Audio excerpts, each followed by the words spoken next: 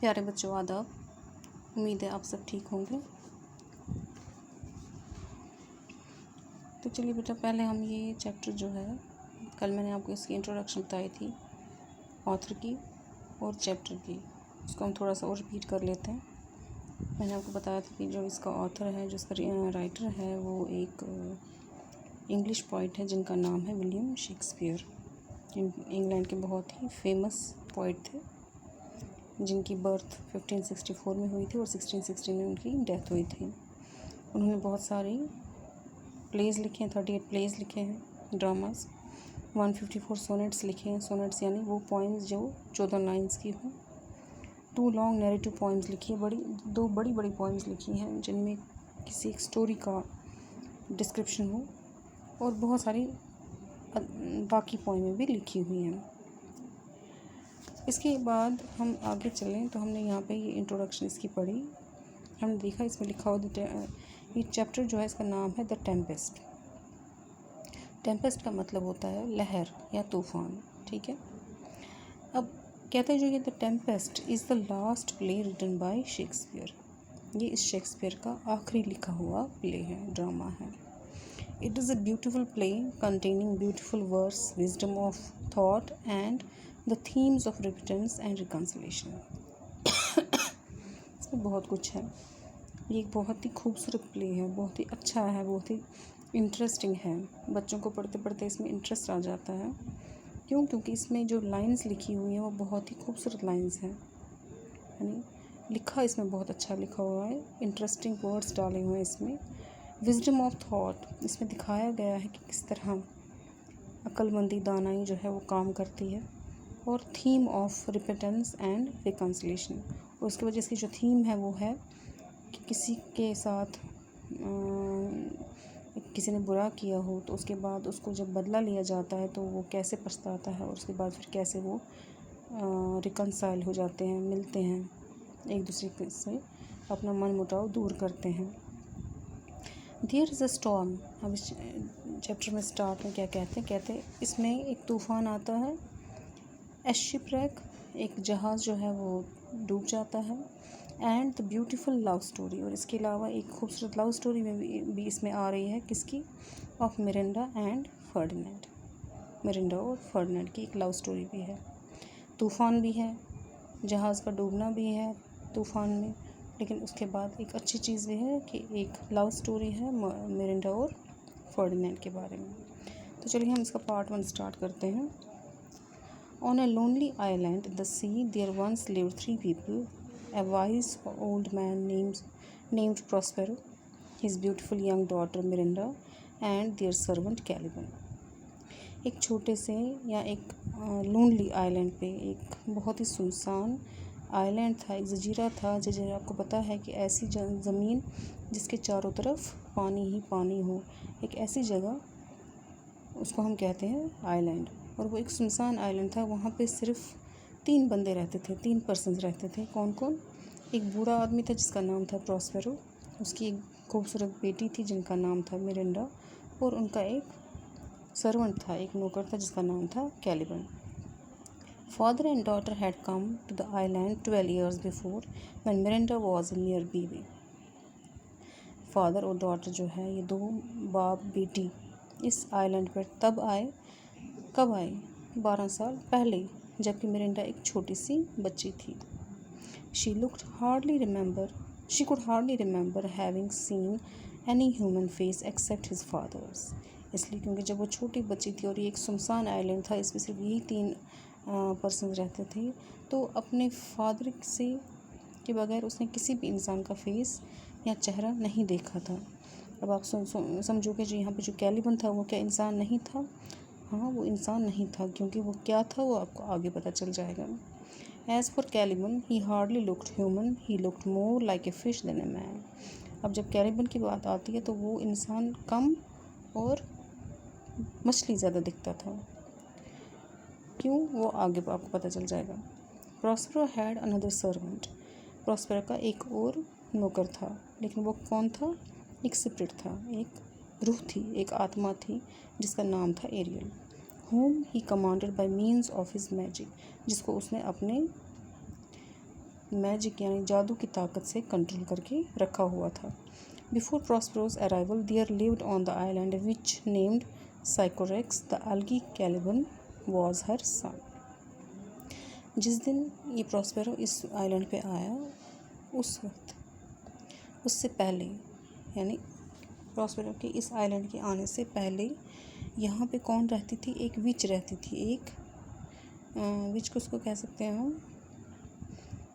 डायन ही कह सकते हैं, किस्म की रहती थी, जिसका ये कैलिबन बेटा था। She imprisoned Ariel in the heart of a pine tree and she died without releasing him.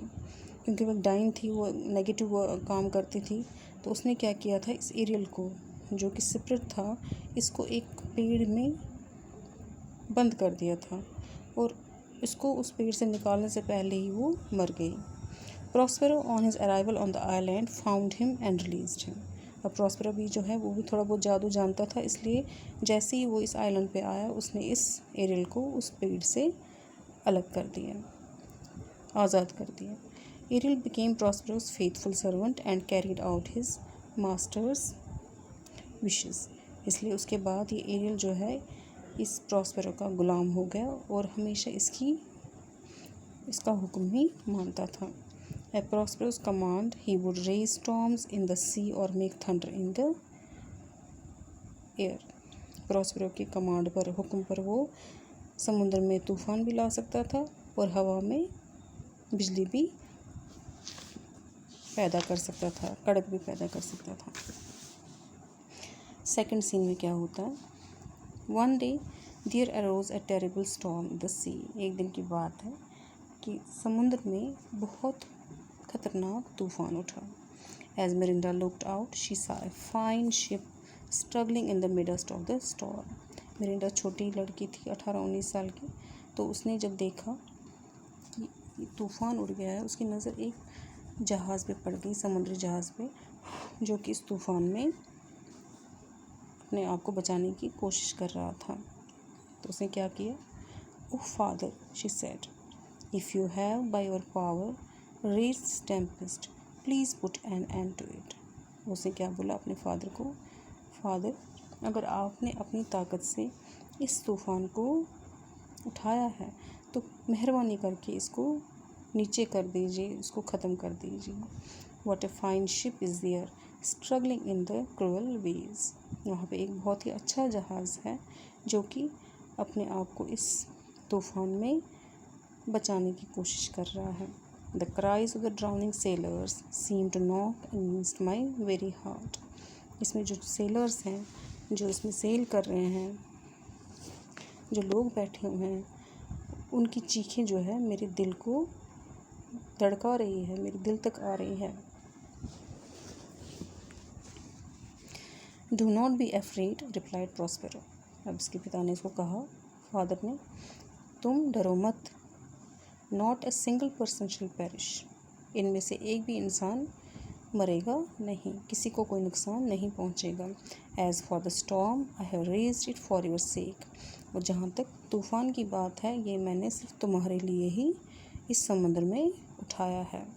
I have done it for you my beloved daughter who do not know who you are. मैंने ये तुम्हारे लिए ही किया है मेरी प्यारी बेटी, तुम्हें क्या पता या किसको क्या पता कि तुम मेरे लिए क्या हो या तुम कौन हो।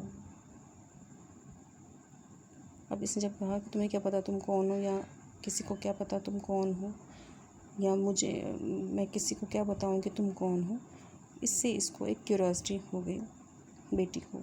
और अब इसके फादर ने इसको अपनी पुरानी स्टोरी बताना शुरू कर दिया। Now for the first time Prospero told Mirinda the strange story of her life. अब उसने अपनी बेटी को उसकी कहानी बताई कि वो कौन है, कहाँ से आई है। 12 years ago he said, 12 साल पहले की बात है, उसने क्या कहा? आई वॉज ड्यूक ऑफ मिलन। मैं एक जगह है, शहर है या कंट्री है, उसका मैं एक ड्यूक था। ड्यूक क्या होता है? सबसे बड़े ओहदे पे होने वाला एक मिनिस्टर या जिसका पहले फादर था, ग्रैंड फादर था, फिर इसके बाद ये वहाँ पे आया, वहाँ का एक रेस्पेक्टेड किंग कह सकते हैं या प्रेसिडेंट कह सकते हैं। Knowledge was my chief aim in life, wealth and worldly positions hardly matter to me. इतने बड़े ओहदे पर होने पर भी मुझे दौलत या दुनियाई चीज़ों से कोई भी लगाव नहीं था। मुझे क्या अच्छा लगता था, सिर्फ नॉलेज गेन करना, क्योंकि ये एक इनको किस में ज़्यादा इंटरेस्ट था, जो ये जादुई नॉलेज जो थी उसमें इनको ज़्यादा इंटरेस्ट था। इसलिए ये हमेशा कोशिश करते थे कि मैं इसमें और ज़्यादा परफेक्शन हासिल कर सकूं। इसके लिए क्या किया इन्होंने, leaving the management of state affairs to my brother Antonio whose loyalty I never doubted, I devoted all my time to secret studies। तो इसलिए मैंने क्या किया, मैंने अपना सारा काम काज किसको सौंप दिया, अपने भाई को, एंटोनियो को, जिसकी वफादारी पर मुझे बिल्कुल भी शक नहीं था। और उसके बाद फिर मैंने क्या किया, आई डिवोटेड, मैंने अपना सारा टाइम उन सीक्रेट स्टडीज़ में लगा दिया। Meanwhile he grew greedy for power and position. लेकिन मेरे भाई ने क्या किया, उसने ताकत के लिए और लालच के लिए वो ग्रीडी हो गया, लालची हो गया, और उसने he bribed my ministers and plotted against me with my enemy the king of Naples. यानी प्रॉस्पेरो ने क्या किया, अपना सारा काम काज जो है अपने भाई को दे दिया चलाने के लिए। लेकिन भाई ने क्या किया, भाई ने उसके मिनिस्टर्स को ब्राइब दिया, रिश्वत दी, उनको अपने साइड मिलाया और फिर एक प्लॉट किया, एक साजिश की, किसकी, इस प्रॉस्पेरो को मारने की। इसके साथ और कौन इसके साथ मिला हुआ था, king of Naples. One dark night their soldiers took me out of my palace with your crying in my arm। तो एक दिन ऐसा हुआ कि उन्होंने मुझे बंदी बनाकर मुझे अपने महल से बाहर लिया और तुम मेरी बाजुओं में रो रही थी। They did not dare to kill us openly, so they put us into an old and damaged ship that could hardly float। वो हमें ऐसे मारना नहीं सकते थे, ओपनली वो हमारा मर्डर नहीं कर सकते थे, क्योंकि लोग जो थे वो हमसे बहुत प्यार करते थे।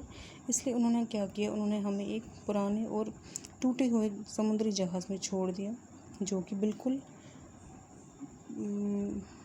तैर नहीं पाता, क्योंकि वो ख़त्म हो गया था। अगर वो थोड़ा सा आगे जाता तो उसमें पानी भर जाता था और वो डूब जाता। इसलिए उन्होंने हमें उसी समुद्री जहाज़ में डाला। क्यों, and let us to perish at sea. उनको पता था कि ये इस जहाज़ में जाएंगे, थोड़ा आगे जाके जब पानी इसमें भर जाएगा तो ये डूब जाएंगे।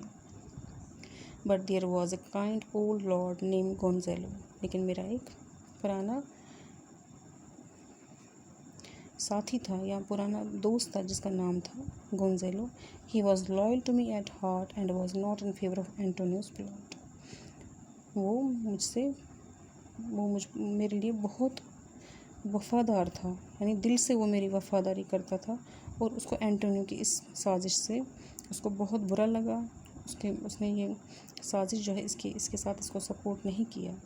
और उसने क्या किया, he secretly stored the ship with fresh water, food and clothes and my precious books which I valued more than my dukedom. Driven by favourable winds he floated to this lonely island.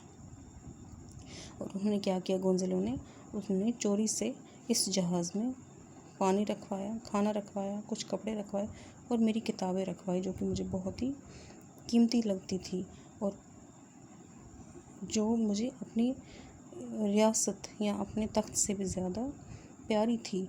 और उसके बाद क्या हुआ कि हमें उसने समुद्र की तरफ छोड़ दिया।